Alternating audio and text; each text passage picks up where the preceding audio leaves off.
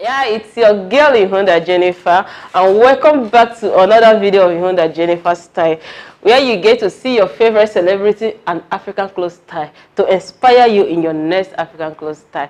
Thank you for watching this video. If you like this video, please give it a thumbs up and subscribe to my YouTube channel to join the family, and also follow me on my social media platform, my Facebook page and Instagram. I do more of the talking on Instagram. Bye for now. See you on the next video.